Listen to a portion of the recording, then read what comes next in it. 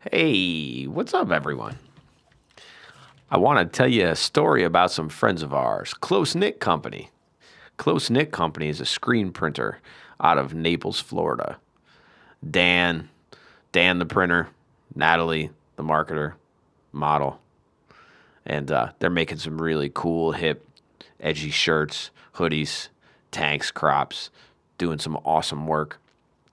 If you go to closeknitcompany.com, you can check out all their collections. They got collections for dog lovers, Jeep lovers, wine drinkers, and they got a really cool Christmas collection going on right now. They got a really cool shirt with that says "Baby, I'm Dead Inside." That's kind of a really cool, edgy thing that I really dig a lot.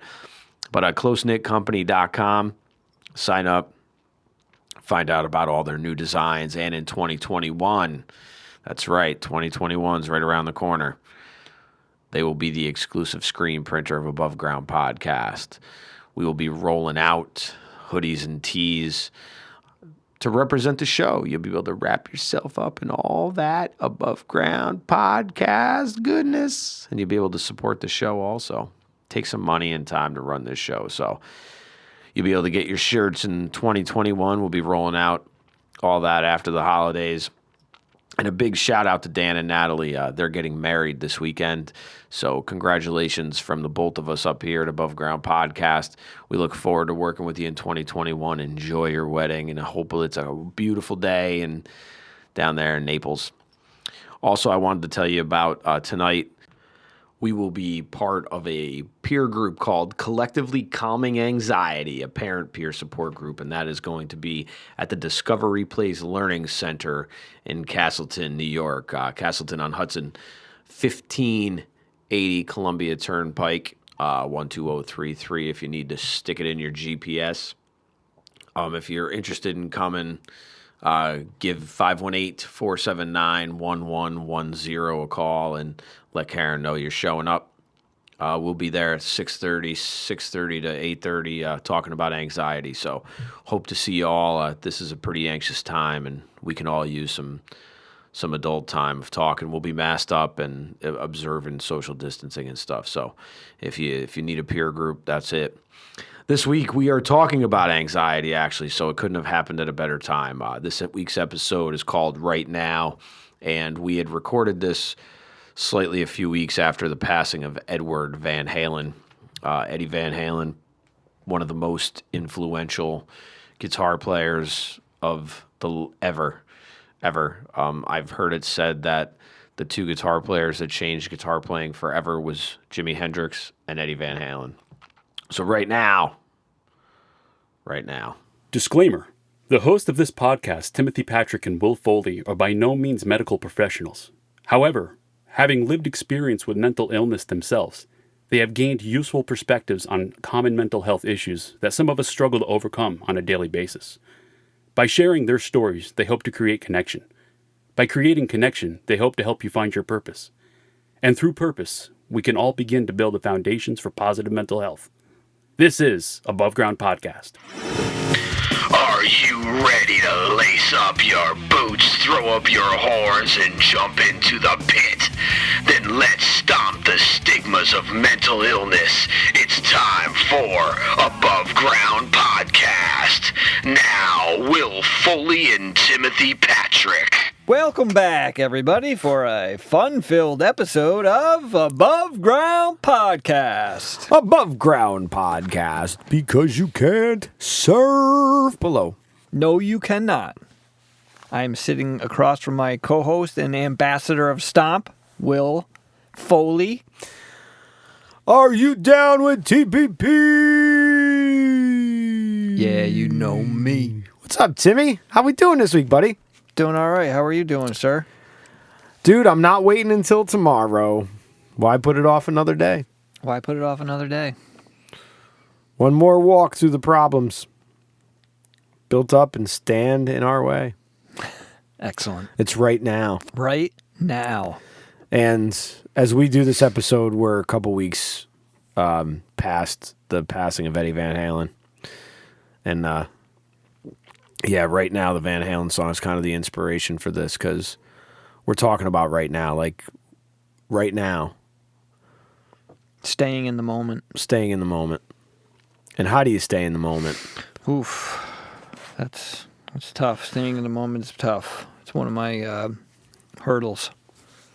You have a lot of hurdles, just like I do. Yes. Damn, dude, you must be a fucking gold medal Olympian by now. Well, some of the hurdles we both have is anxiety. Yes, we do. Anxiety. It affects 6.8 million adults. It is actually the most seen mental illness in doctors' offices. Yes, I did know that. Over 18% of the population has experienced anxiety. That's right. 3.1% of the U.S. population, but only 43% receive treatment. Wow. Yeah, that's the tricky part, right? Yeah. So this episode is actually inspired by someone had reached out to Timmy recently that listens to the show, and she was looking for a starting point, and she was looking for an episode about anxiety and just in general anxiety. And I was going through the catalog, and I was like, we never really did just a show about anxiety itself. Right. No, not by itself. We talk about it quite a bit. Yeah, because I think anxiety is the root of all of it. Yeah. I think we live it every day. We do. We live it every day. But people with like generalized anxiety disorder actually feel extremely worried or nervous about just everyday things, but on such a level that literally changes their body chemistry. It changes the way they look at things. It changes them, maybe even leaving their house. And I obviously in this time, at this time in this country, there's so much anxiety about so many different things on so many levels. We're talking about, the basically just anxiety in general and generalized anxiety disorders. They say they often occur with major depression, kind of like a hand-in-hand type thing. Yeah, I could see that. Yeah. That's why you always hear a lot. You hear a lot of times anxiety and depression together. Right. Yeah. Yeah. But I guess I just didn't realize. I knew that amongst the community kind of thing, and it works. It fits. Checks the box for us. But I didn't realize it was like a standard. Kind of a standard thing. But don't be fooled, because you don't need to be depressed to have anxiety. I mean, anxiety comes at all kinds of levels. I mean, you could get anxious about taking a test. You might get anxious about driving your car after you've been in a car accident. Or you could just be anxious about getting up in the morning, going to work. Like, I know that there's this thing about Sunday anxiety for a lot of people who dread going to their jobs on Monday. It starts like Sunday, and you're like already prepping for your doomsday prepping already. So your Sunday's wasted. Right, because you're too worried about what's going on tomorrow. Yep. Rather than just living for today. Living for today. That's right. Yeah. So you had mentioned before, like, it can change your, it's not necessarily, psychological, but it's also physiological. Sure. Well, generalized anxiety disorder, or called GAD, actually develops slowly, and it often starts during teen or young adulthood. And people with GAD, and we're not talking about Josh Gad, Frozen, worry very much about everyday things, and they have trouble controlling their worries. They're always nervous. Did you know that women are twice as likely to be affected with GAD as opposed to men? I did see that fact. I actually have seen that fact. I can understand that, because women are biologically different than men. Sure. And they have different hormones. Like, it's like there's so much other things at play that I can't, that I just don't, I don't have. Right. But a lot of other stuff with anxiety, man. It makes you very restless. It makes it very hard to sleep. You have a very hard time have a really hard time relaxing.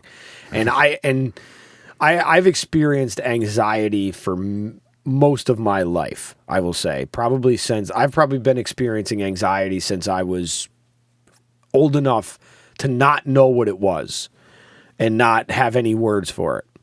Because Yeah. we're really big on naming things here. And as a matter of fact, when Timmy and I talk, like there's actually a list here on our table that has emotions lists on it, just so we can name things if we need to. Because hey, we're learning too, right? That's right. We're all work in progress, Yes. man. We're excavating and We're excavating. we gotta rebuild. We got to rebuild for sure. But yeah, like you said, exhausted, tired, and sometimes even, at least for me, like even if I get a good night's sleep, sometimes I wake up exhausted. Like, you know what I mean? Even if I'm like, I think not even that long ago, I was asking you, like, did you get sleep last night? You're like, yeah, I could sleep all day, and you're still exhausted, what I mean? Yeah. Well, and that when I can sleep all day, I know I'm in the throes. I'm in the cycle of depression. You're on that bus? I am. I'm on the bus. Because when I'm not on that bus, I'm raring and ready to go first thing, like 5 o'clock in the morning. But I noticed that it's very hard to get going, though, when I get anxious. Overwhelmed, anxious. Also, something that has affected me and that I didn't realize where it came from was frustration, being frustrated or irritable. Yeah, irritability is a big thing for me too, because huge. it's huge, and it doesn't, dude, and it doesn't, like, I got a hair trigger for irritability, and Right? I can be, and I always have. Yeah. I didn't recognize that. That it's linked to anxiety. I didn't recognize that it was linked to I didn't anxiety either. when I was a kid, but I also didn't realize how much I've felt like that my whole life. Oof. Like, and I mean it. Like, I believe it. It's like one of those things, because again, when we start to acknowledge things, we start to look back on it. Because a couple episodes back, we had Jordan in the studio with us, and we had a great episode, man, about rock bottom. And we had talked about that experience of, being in that spiral of just heading down. Yep. And you don't realize, and again, we always talk about normalizing the abnormal. And it's hard to, you can't acknowledge something when you don't see it, and I don't think you always see it when you're in the middle of it. Or you can acknowledge it if you don't even know. Well, right, you might not have the words to acknowledge it. Well, I knew I had anxiety, but once I started, really excavating the wrecks and digging stuff up and then learning more, I'm like, okay, so not only did I think I had anxiety, but really anxiety had me. Anxiety. Oh, yeah. I didn't realize how, all the things, like I said, like irritable. I didn't realize that, happy then sad for no reason, unable to concentrate. That's all anxiety, Anxiety's a dickhead. It's a dickhead, right? Anxiety's a huge dickhead. Yeah.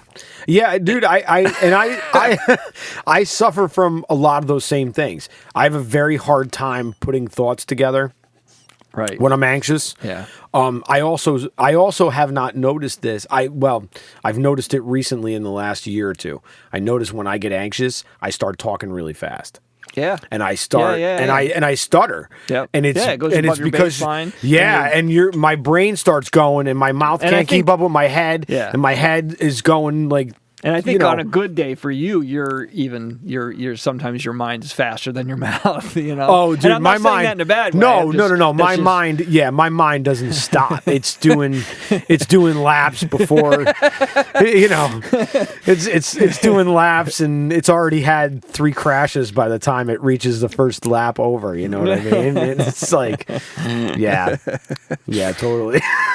So you had mentioned even before anxiety disorders can develop from a complex set of risk factors, including genetics, brain chemistry, personality, and life events.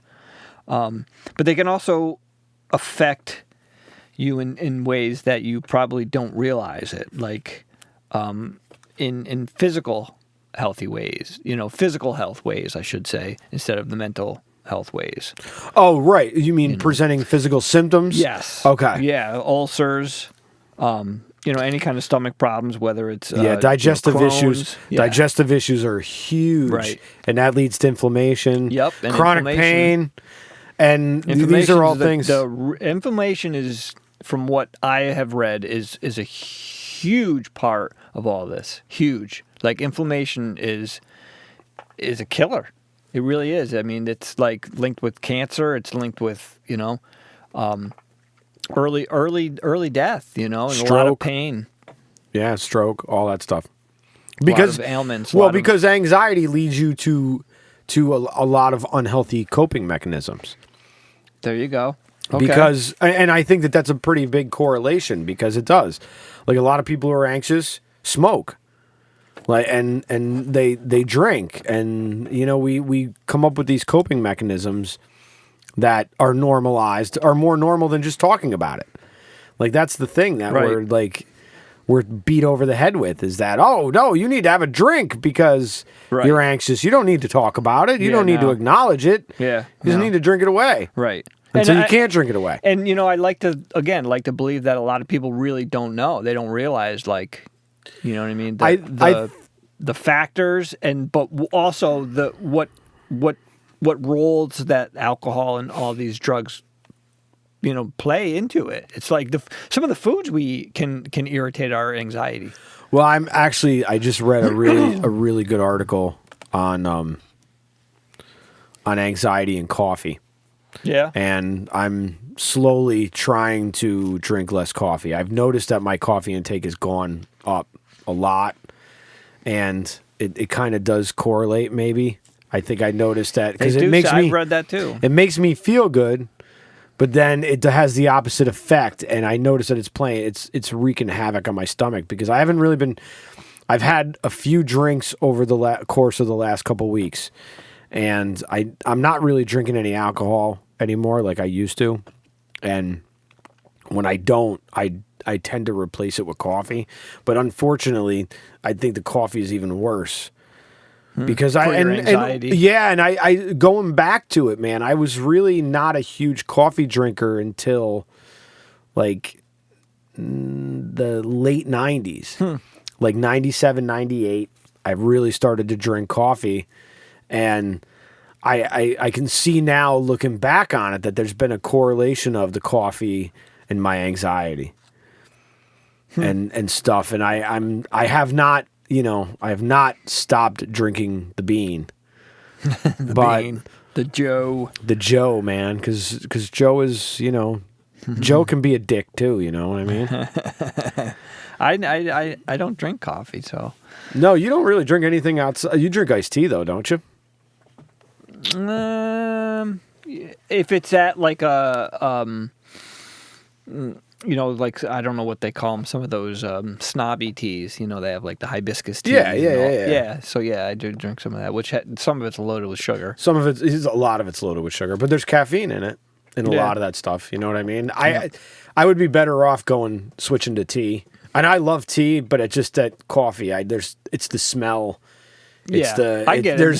There's a ritual to it. I'll eat coffee ice cream. I just don't really care to. I don't know. You're better off. Yeah. You're better off because I look at the bottom of my coffee cup.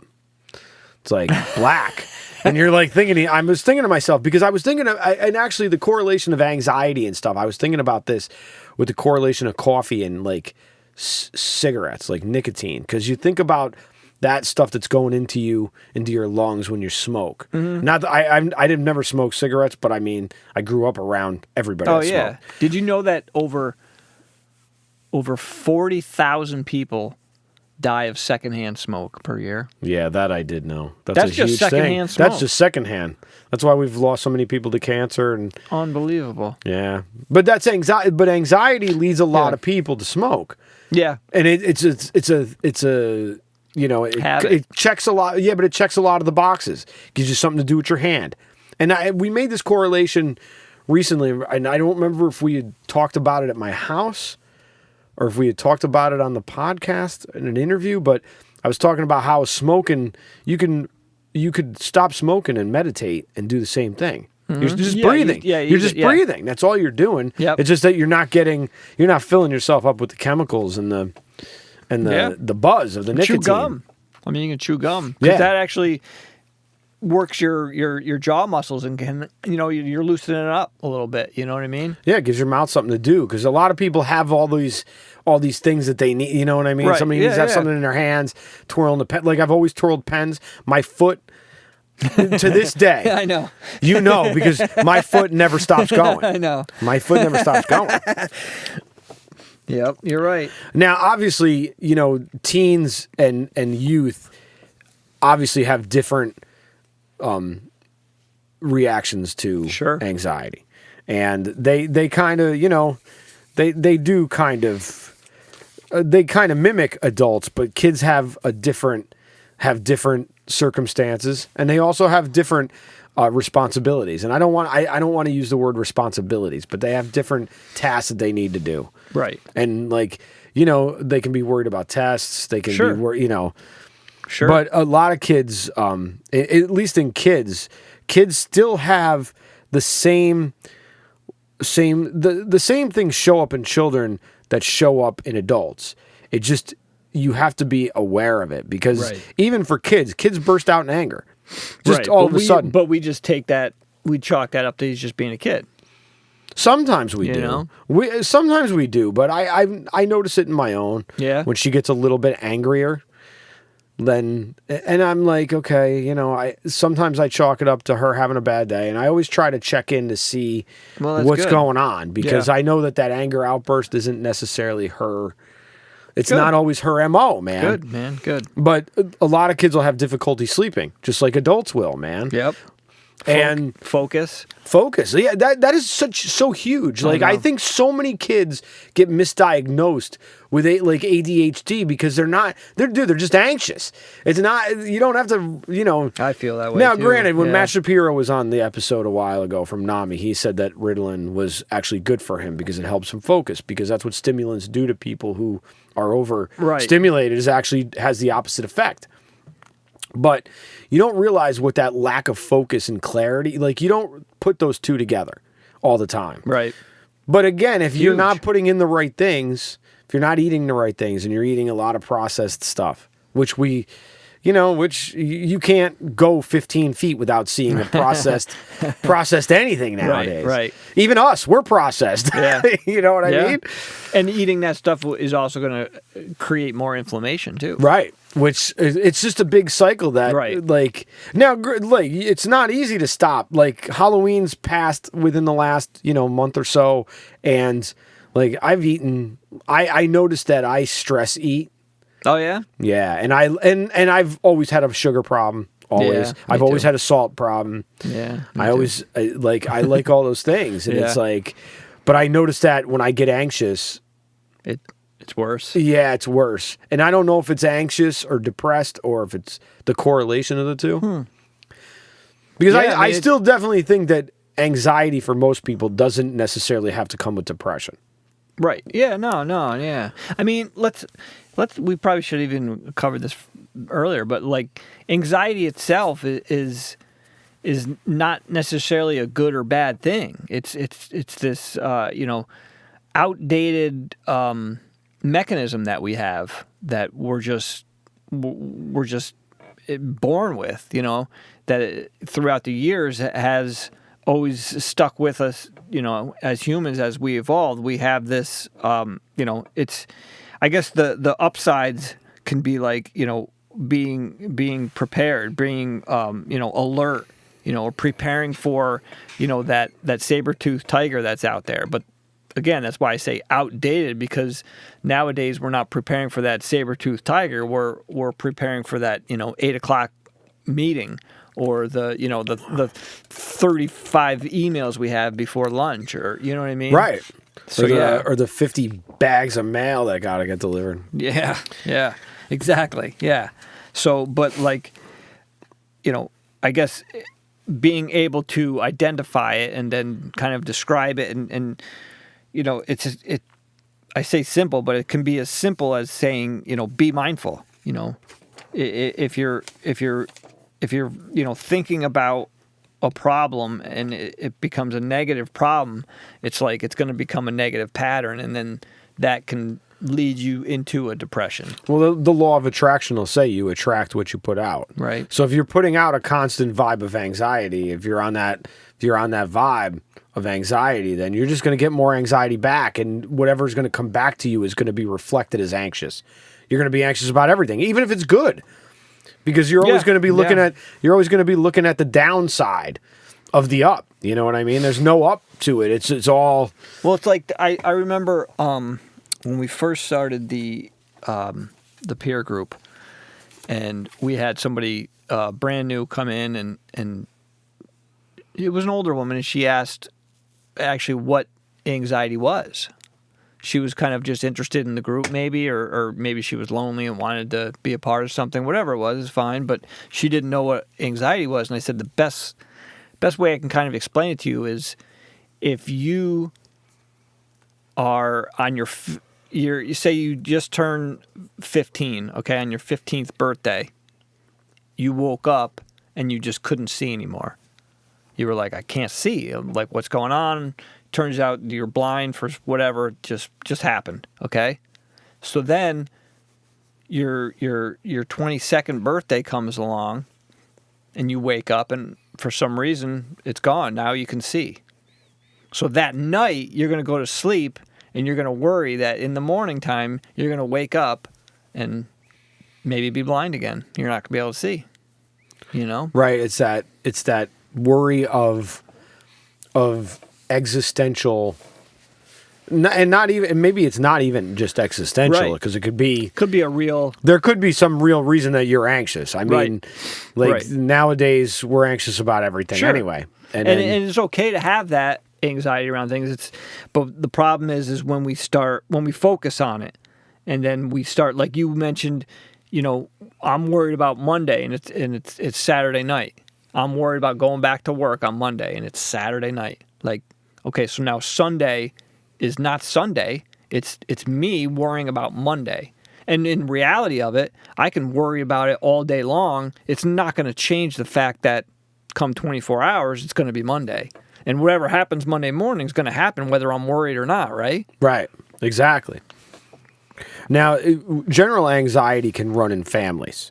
Sure. But you know, no one knows for sure why some members have it and some don't. Because some people are just predestined to have that kind of thing. Just like, you know, serious mental illness has a serious biological, profile. And it's more susceptible to certain people, you know? Sure, absolutely. So depending on, that's why I think like life events and even, you know, trauma, sure. You know, I think trauma is huge. But again, you don't have to have necessarily had some serious altering trauma to experience anxiety. Oh no, yeah, right. And you know, it can literally be, you could bring it on yourself, I think, in a lot of ways. I think some people definitely bring it on themselves. Yeah, absolutely. They put a lot of pressure on themselves to be everything that they think they need to be. But they don't want to be, so there's resentment, and that resentment causes a lot of anxiety. And usually, the anxiety really is worrying about either the past or the future.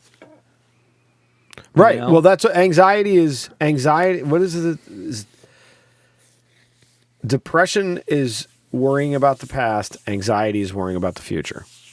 So, in order to be in the right now, you can't be in either one of those spots. Right. Right. But you know, staying in the now is a art. Is an art, and it's an art that it takes a very long time to get your master's in, man. It's not right. But you know, I mean, I think it's worth it. And as you're trying and you're doing, you know, do or do not. There is no try. Right. You're decreasing the symptoms. You're decreasing the suffering and the dread of it. You know, that's a good way to. You saying dread. I think that's what anxiety is. I think anxiety is dread. I think it's dreading something going wrong, something happening, something actually going right. Because even, you know, and I think that those are the biggest anxiety inducers are things, oh my God, oh, I could actually do that, but holy shit, what happens if I do? Right. Now I'm going to fall right on my face and break my nose, and it's like, you know what I mean? It's like it's a constant. It's like a constant merry-go-round we're fortune tellers. Yeah. Well, sure. we can do that too. Oof. Yeah. No.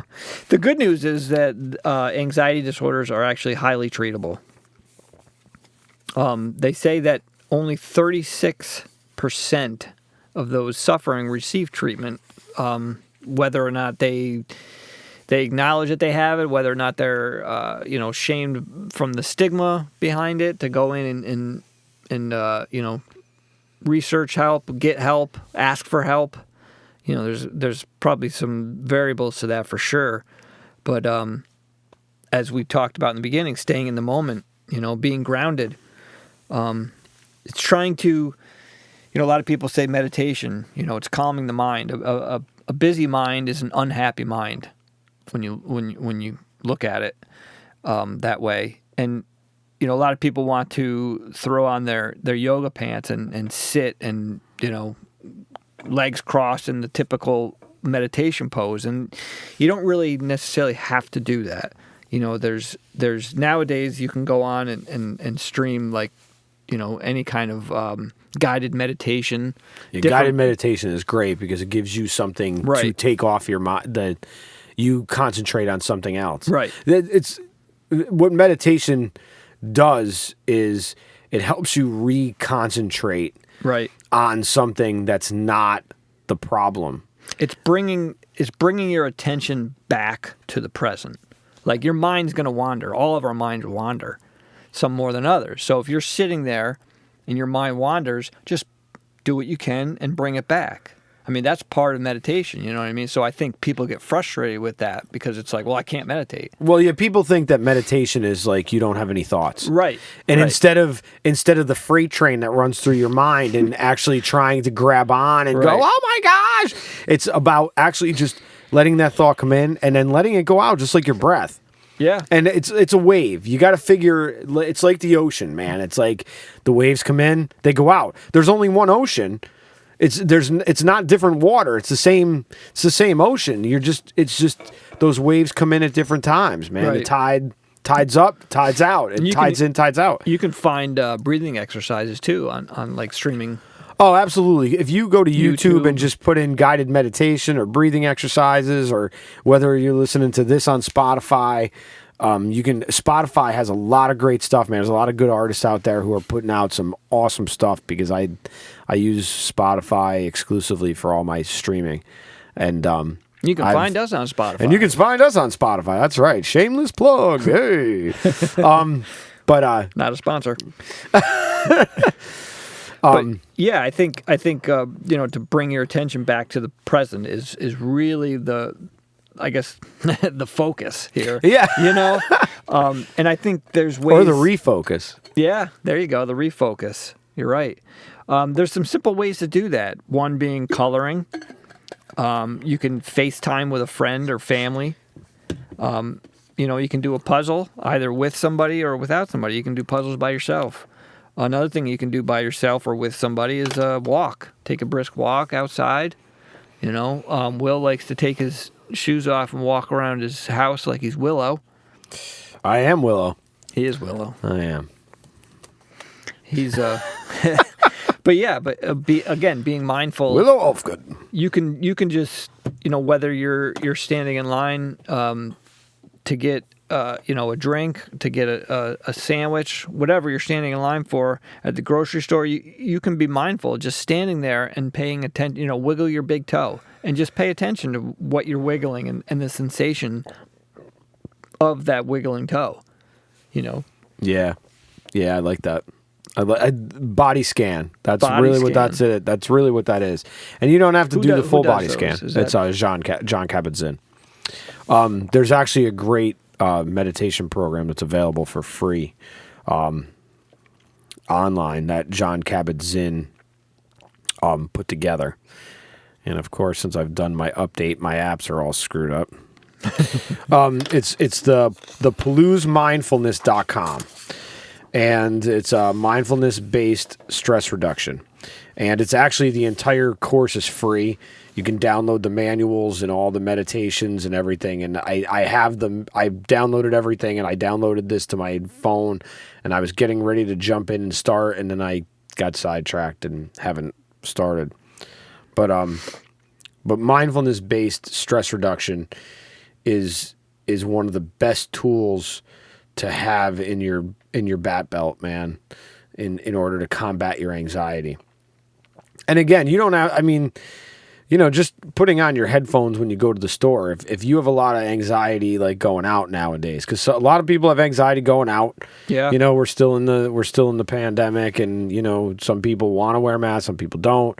And it's causing a lot of anxiety, and you can just pop in your earbuds. And, everyday activities, whether it's job security or it's job performance, whether it's your health or your loved one's health, finances, being late to an appointment. Sure, all your relationships. All these things can, are anxiety inducing, and, I mean, things are so bad around these days with anxiety, and so many people are having anxiety problems that actually we're about to start a new group in East Greenbush, New York. If you're in the 518, on December 9th, we're going to be doing a monthly anxiety peer group, and I'll have some more information for that next week. But we're going to be doing a monthly peer group, a couple hours for parents for anxiety. Discussing anxiety. Yeah, discussing anxiety and the effects and what it looks like, and hopefully we can offer some tips on what to do to decrease, that dread. Yeah, there's a lot of dread. What do you do? Dread's dead, man. Dread's dead, baby. Dread's dead. What do you do to try and decrease and combat that anxiety? I'll let you know when I figure it out.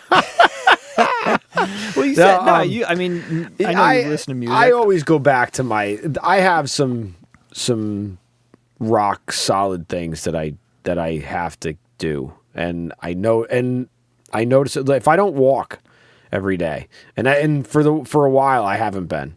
Right. And I'll be honest with you, my anxiety gets a little bit weird now because I have that seasonal affective bent, and I hate the change of time. I hate it. I hate it getting dark at 4:30. It sucks. It's always been that way. I've always hated it. So he's got to reframe and refocus and say, you know what? It may suck, and I'm used to it by now, and I'm not going to worry about it anymore. It's just going to happen, and I'm going to deal with it. I'm going to change my reaction. Wow. See that? Wow. Words of wisdom. Words of wisdom from TPP. TPP, words of wisdom. Do-do-do. Right now. I wrote up a thing recently. We made a little meme, little design for Above Ground Podcasts, and Will and I got together with, some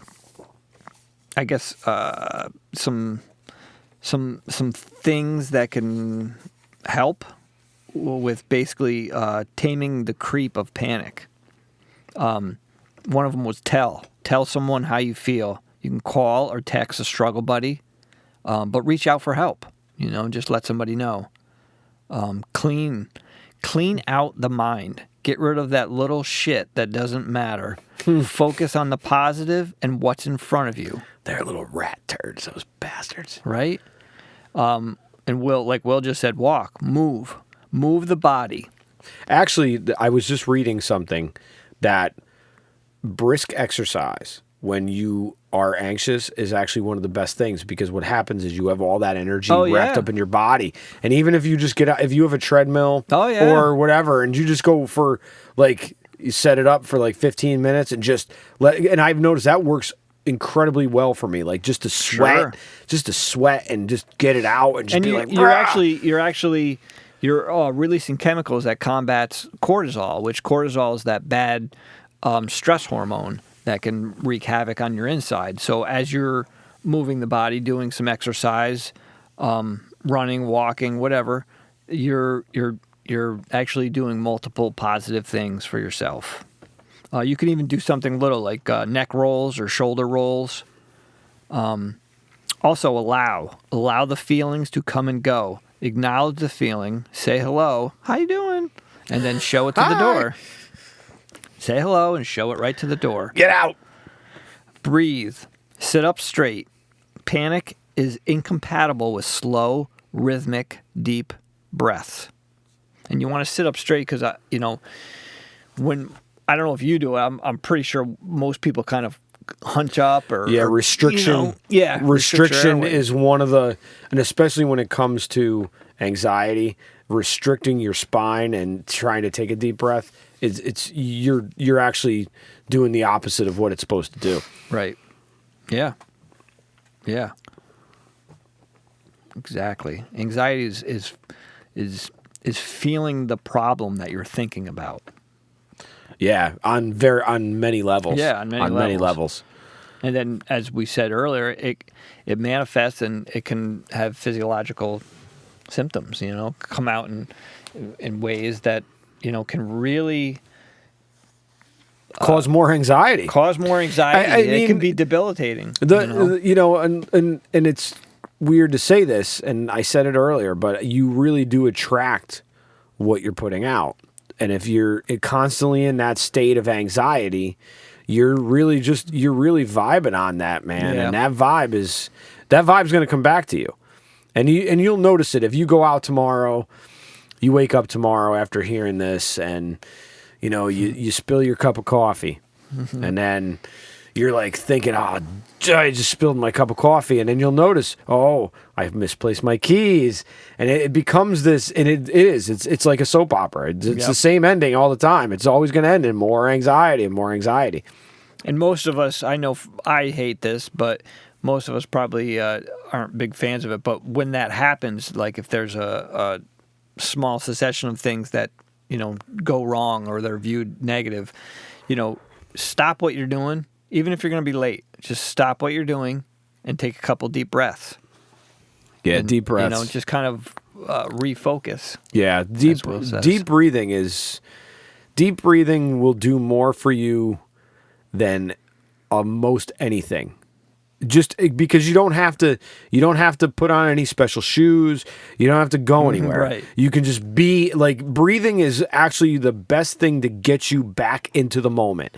Because what happens is when we're anxious, we actually don't get full breaths. You actually breathe in the chest, and that's not where you're supposed to breathe. You're supposed to breathe in the belly. Like that deep belly breathing is that natural breathing that children do, and we forget how to do the more anxious we get and the older we get. Yeah. And that's why, and you are like lucky as human beings if you have a speaking voice and you can hum or whatever, because actually when you deep breathe and you breathe in through your belly, that's the natural way of singing. That's the actual way you should sing, with supporting tone. There's a little bit more body function to it. But when you take that deep breath, it literally resets everything inside. Well, yeah, I mean, but it doesn't happen immediately. You may have to do there's it. Science behind it. Once you breathe, you're basically telling your brain and all these little safety mechanisms that everything's okay. There's no danger. No. And we get stuck in that danger loop, man. Oh, that yeah. cortisol dump.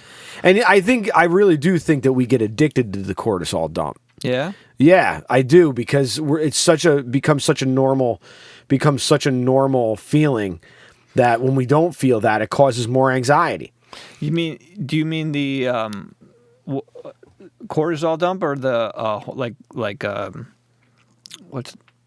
is that right? Or no. I Okay. mean, like, we get used to that cortisol dump anytime we're in fight, flight, or freeze, and that becomes the rhythm of your life. So when you don't have that, you get anxious. It causes it again, because you're like, oh shit, why don't I feel the same way? Gotcha. So I think it's like that broken record, man. It's that anxiety breeds anxiety. Anxiety breeds anxiety. Yeah. I mean, it's a universal law that what you put out, you get back. no matter what. Yeah, and what you want to try and refrain from doing is if you are having some of these symptoms that are becoming more and more frequent and more intense, you probably don't want to Google the symptoms because you're going to end up thinking you're having a heart attack. Oh yeah, dude. I've actually I've ended up in the ER twice in the last 3 years. And I'm not making fun of Will. I wasn't really thinking of that when I said it. Yeah. I was trying to be helpful. But you can. It does mimic. It mimics it. I know it does. And a lot of people hyperventilate, like they can't breathe, and then that within itself is going to breed more anxiety. Right. On top of it, and it can be overwhelming. It's a huge weight that most of us carry around that rock all day long. And hence the reason why so many of us have it, man. There's so many things to be anxious about, but it's learning how to recognize it, reframe it, and then let it go. You got to just kind of send it on its way. You got to accept it. Yeah, radical acceptance, man. Yeah. It's because nothing you could, look, again, worrying about something is not going to change the outcome. It's like worrying is like suffering twice, because you're worrying as one part of suffering, and then you're thinking about what's going to happen, which is another part of suffering. And then whatever is going to happen anyways. right, regardless of how much suffering you put into it. Right. And where your energy is placed, that's where your energy goes. Right. And that's the law of attraction, man. Yeah. So there's things you can do, to help stay in the moment. It's not, if you have a medical professional that you see and your diagnosis is, anxiety or clinical anxiety or GAD or any of them, it's not an end. You know what I mean? There's hope. And like I said, there's, most of these anxiety disorders are treatable. With some necessary steps, some discipline, some work, and understanding. Absolutely. And don't confuse general anxiety though with social anxiety disorder, because there is such a thing as social anxiety disorder, and that disorder is really a persistent fear of being watched or judged by others. A lot of people who are anxious don't really give a shit about what other people think because they're so stuck in their own heads about their own anxiety that they don't pay attention to what other people think. But other people that experience social anxiety are so worried about what everybody's thinking about them. It's almost a paranoia. It's a phobia, but it almost acts the same way as a paranoia, where you're just worried about everybody just judging you. And granted, you know what? Most people aren't judging you because they're too busy judging themselves.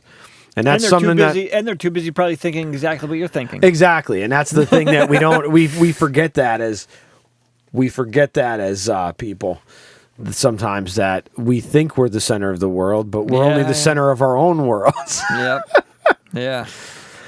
I hope that we hope that helped you with a little bit of your anxiety. Anytime you listen to this podcast, we're always trying to help with all these things. And I know we may cover one topic, but all these things relate. They're all so you can always, they're all interconnected, just like our mind, body, gut, all that, our spirit, like that whole thing, man, that they're all connected. They're all connected, and we all have mental wellness, We all have mental health. We all have the spectrum of mental health, and that spectrum of mental health is either on the poles, it's wellness or illness, and in between are just varying degrees of that wellness and illness. Right. And your baseline may be different than mine and Tim's, and your aunt, your Aunt Bertha, and your uncle, your Uncle Jake or whatever, but they're all just spectrums of the same thing. And dude, we're all human. We are not nearly as different as everybody would like to make us think we are. We're all the same. We're all the same, man. We may have some different beliefs, but we're all the same. Yeah, we've got some differences, but they're not nearly as they're not nearly as Grand Canyon as some of them are made. Some of them are very, very big, but They're not as Grand Canyon-esque as others. So thank you very much for tuning in this week, man. If you tune in, if you tune in on Tune In, because we're on Tune In. And if you like the episode, maybe you want to share it. Yeah, please share it. Share it. Scribe us a review, and then subscribe to the show, man. Subscribe to the show and share it with your friends. And Yeah, the best way to help us help you is to, share it, leave a review. And just keep passing the word around. If you learned a little tip from us, maybe tell your friend, and maybe that friend will benefit from it, and maybe tell another friend. That's right. Find yourself a struggle buddy to share it with, man. Yeah, get yourself a struggle buddy if you don't have a struggle buddy. Have a listening party. Get together. Talk it over. That'd be kind of cool. Yeah. Hey now. Hey now. Right now. That's all right. Right now. Hey now. So thank you very much. Have a wonderful week, and we'll see you on the other side, man. So be well. Be safe. Be above.